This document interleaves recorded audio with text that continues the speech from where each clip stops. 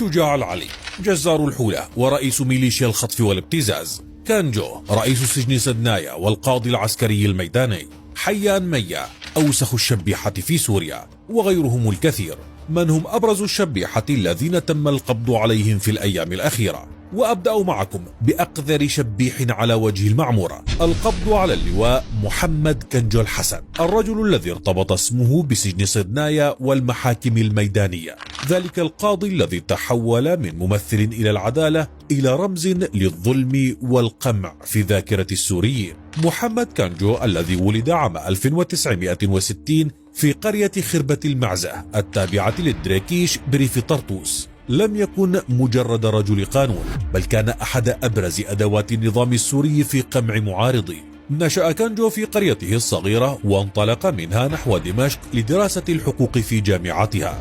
بعد تخرجه التحق بالجيش السوري، حيث تدرج في المناصب سريعا، بدءا من قاضي الفرد العسكري في حلب وصولا إلى النائب العام العسكري في المحكمة الميدانية في دمشق. خلال تلك الفترة بدأ اسمه يبرز كأحد أركان القضاء العسكري، وبلغ ذروة نفوذه عندما تولى رئاسة إدارة القضاء العسكري في عام 2013 بعد ترقيته إلى رتبة لواء. مع اندلاع الثورة السورية في مارس عام 2011 تحول كنجو إلى أحد أدوات النظام الأكثر فتكا، كان يشغل منصب النائب العام العسكري، ثم أصبح المسؤول الأول عن المحاكم الميدانية. هذه المحاكم التي اشتهرت بغياب العدالة كانت تصدر أحكام الإعدام والسجن المؤبد خلال دقائق معدودة. بالنسبة لكنجو لم تكن هذه الأحكام مجرد قرارات قضائية، بل كانت وسيلة لإسكات أصوات السوريين وبث الرعب في نفوسهم.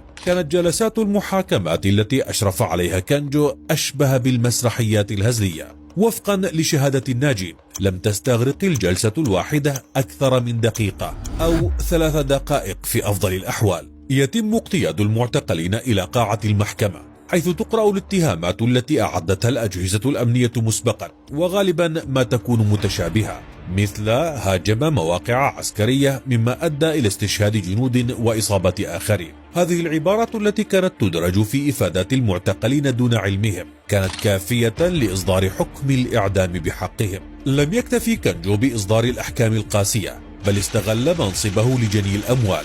كان يبتز أهالي المعتقلين مستغلا يأسهم ورغبتهم في معرفة مصير أحبائهم. وفقا لرابطة معتقلي ومفقودي سجن صدنايا، كان كنجو يطلب مبالغ تصل إلى 30,000 دولار للسماح لعائلات المعتقلين بزيارة ذويهم أو مجرد معرفة مصيرهم. تشير التقديرات إلى أن كنجو جمع ثروة طائلة خلال سنوات عمله بلغت حوالي 100 مليون دولار، حتى أنه دفع 6 ملايين دولار لضباط في القصر الجمهوري لضمان تمديد خدمته بعد بلوغه سن التقاعد. تحولت ثروة كنجو إلى دليل على استغلاله الممنهج لمعاناة السوريين. جمع أموالا طائلة من خلال بيع الأوهام للأهالي، حيث كان يعيدهم بالإفراج عن المعتقلين أو تحسين أوضاعهم، لكنه نادرا ما كان يفي بوعوده.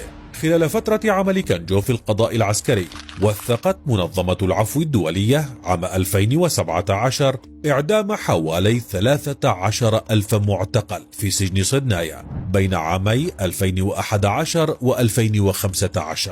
كان كنجو هو المسؤول المباشر عن إصدار هذه الأحكام. تشير شهادات الضحايا إلى أن المعتقلين كانوا يحرمون من أي فرصة للدفاع عن أنفسهم، حيث كانت المحاكمات تجري بشكل صوري وسريع. أقيل كنجو من منصبه في يناير عام 2023، ورغم إبعاده عن الخدمة لم ينجو من الملاحقة الدولية. فرضت كل من بريطانيا وكندا والولايات المتحدة عقوبات عليه بتهمة التواطؤ في الفظائع التي ارتكبها نظام الأسد، شملت تجميد أصوله وحظر السفر. أعلنت إدارة العمليات العسكرية عن القبض على محمد كنجو الحسن في قريته خربة المعزة. هذا الحدث أعاد الأمل إلى آلاف السوريين الذين عانوا من ويلات هذا الرجل. الآن وهو في قبضة السلطات، يترقب السوريون خطوة القصاص منه.